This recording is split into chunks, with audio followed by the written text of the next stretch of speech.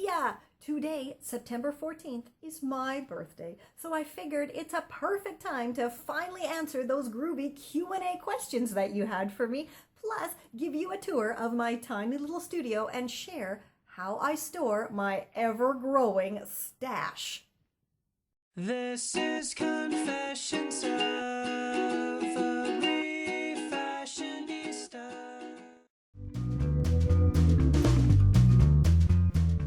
Hey, okay, Megan, that's an awful lot of questions to answer, but I'll give it a go. So, how many languages do I actually speak?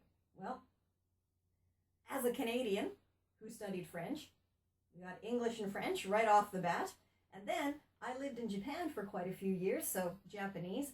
I also lived in Greece for a few years, so Greek. And now I've been living in Germany for more than a few years, so German. And I gotta admit though, German is pushing all of my other languages out of my head.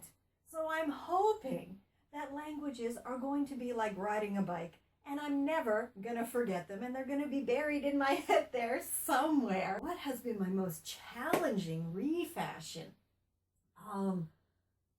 Goodness, there's every single refashion I've ever done actually has its very own challenges. Even something that seems to be so simple and so easy, there always is a glitchy area that for some reason it's just not working very well. And I think that's one of the fun things about refashioning is every single thing that you do is actually a challenge, because there's no patterns, there's no Anleitung, which, see, I'm losing my English there, it's a German word. There's no instructions that when you're refashioning and upcycling, most of it just comes out of your own head.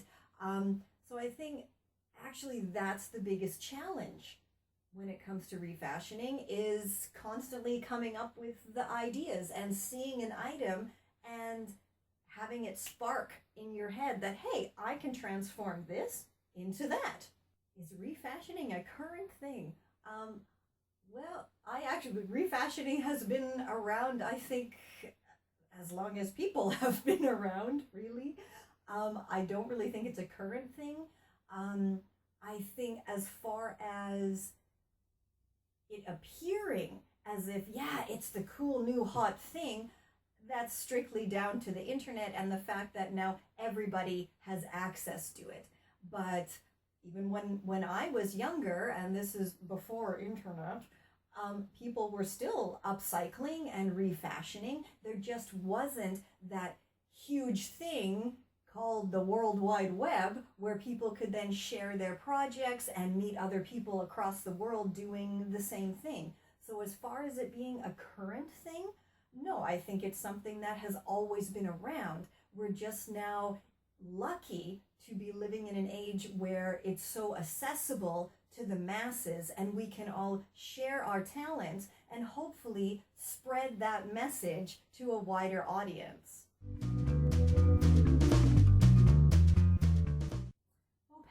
You're a woman after my own heart. I too was incredibly intimidated at the thought of sewing. And I think that's because I totally failed home ec in school.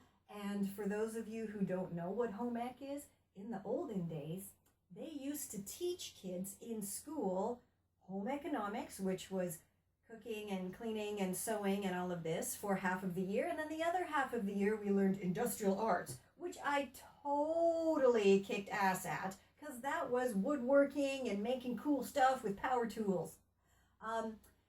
And so after I failed that so spectacularly, and my teacher, who I will not name names, but she wasn't very nice to me in that class because I just couldn't get the hang of sewing, I didn't touch another sewing machine for over 20 years.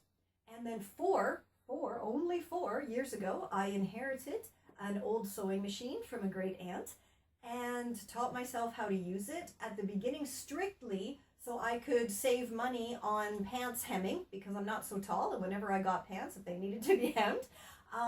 And then from there, I just started experimenting with old clothes in my wardrobe and sewing this thing to that thing, and the rest is history, as they say. So again, it's totally okay to be intimidated. Just, go for it is my best advice, because there's nothing really that can go wrong if you're just sewing old clothes together. Only good things can happen. Alrighty, 3 questions from Brandy. What draws me to an item to refashion? Well, I mean, anything really. It can be the pattern, the fabric. Sometimes, when you're in the thrift store and you just kind of run your hands along the racks of the clothes and something really jumps out at your hand because it just feels so neat or odd or interesting. That's really cool when that happens. In the textile section is another favorite of mine. Things that already look like they've been handmade, I'm really attracted to. Like crocheted doilies, of course, are a big favorite of mine. As well as items, sometimes I just really feel sorry for something and I think, okay, I have to take this home and give it a new life as something cool. I don't always know exactly what I'm going to make with an item. I mean, sometimes, for example, this lovely dress here, I'm still not sure what I'm going to do with this, but I do love the collar, and the sleeves are pretty cool too. It's just kind of dowdy for my taste. So I just kind of hang it up over here on my to be refashioned wall and let it kind of sit with me for a little bit until something jumps out, or I get a really good idea in the comments below, perhaps.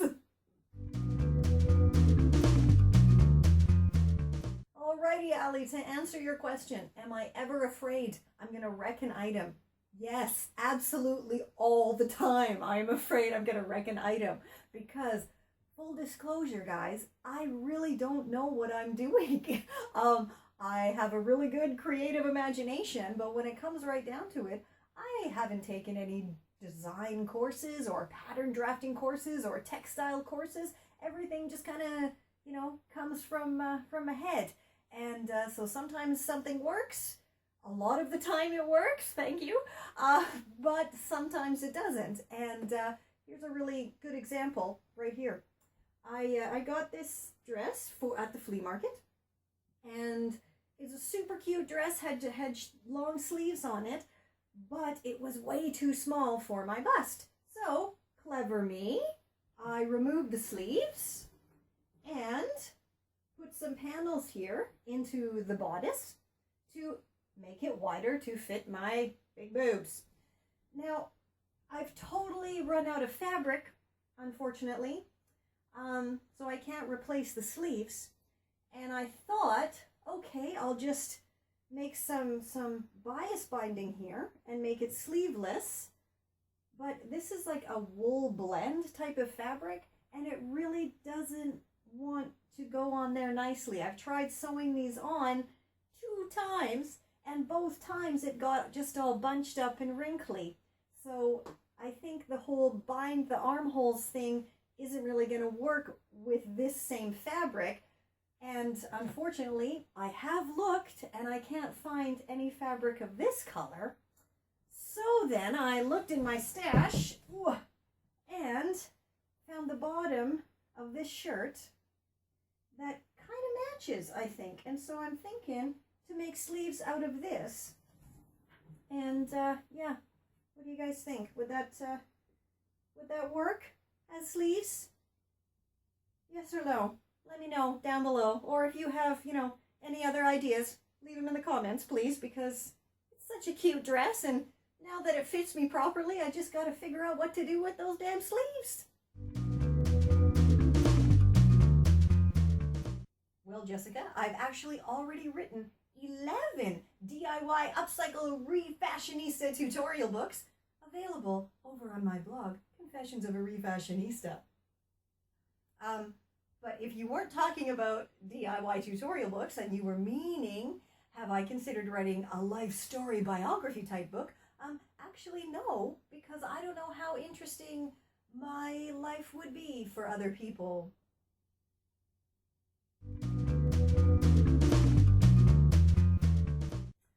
Kathy.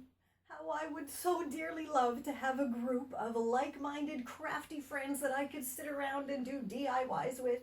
But unfortunately, I'm not really living in a place that allows me to do that. Maybe sometime in the future, though, would be really lovely. And as far as, not being able to sleep, and yeah, you kind of got that spot on. I don't get a lot of sleep because my brain is constantly creating and on the move, and my hands kind of always need to be busy doing something. As you can see, I really kind of express myself with my hands when I'm talking.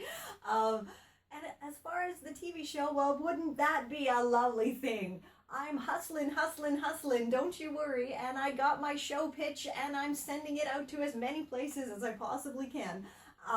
Unfortunately, here in Germany, I have been told more than a few times by production companies and such that I am too happy and enthusiastic to be on German television. So I'm guessing then that a move somewhere else in the world, possibly back to Canada, is probably going to be happening sooner than later.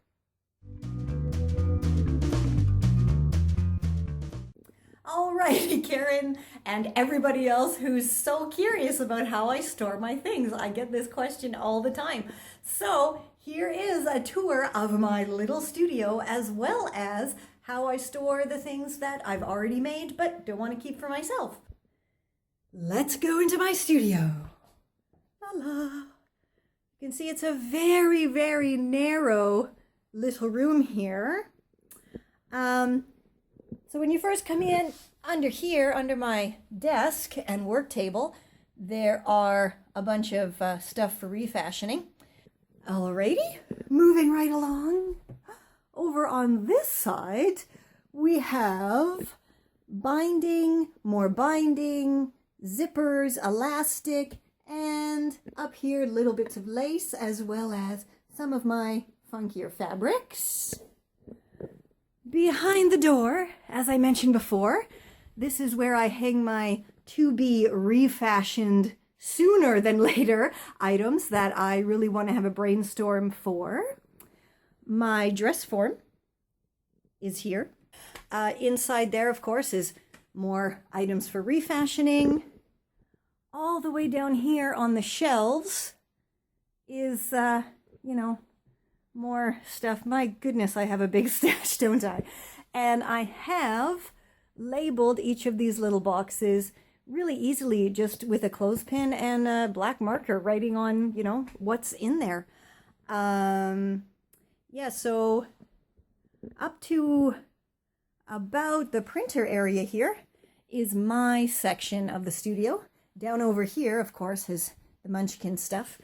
Yeah, so under here, there's some more storage boxes and my buttons and little ribbons, etc. Down here, more items that should be refashioned sooner than later. And under here, which is beside my sewing machine, right behind my computer, is where I keep my scissors. I don't know if you can see in there. My scissors and all of my threads, conveniently, whoops, ta-da, right beside my sewing machine. And then that way, if I want to, I can watch Game of Thrones or Orange is the New Black and, sew something at the same time. So, moving right along, let's just truck downstairs quickly and see where I store my already refashioned items. You can see this is where I store all of the items that I have made but actually don't want to keep. Now this is where it would come in really, really handy, to have a group of friends that, liked what I did and I could just give y'all stuff.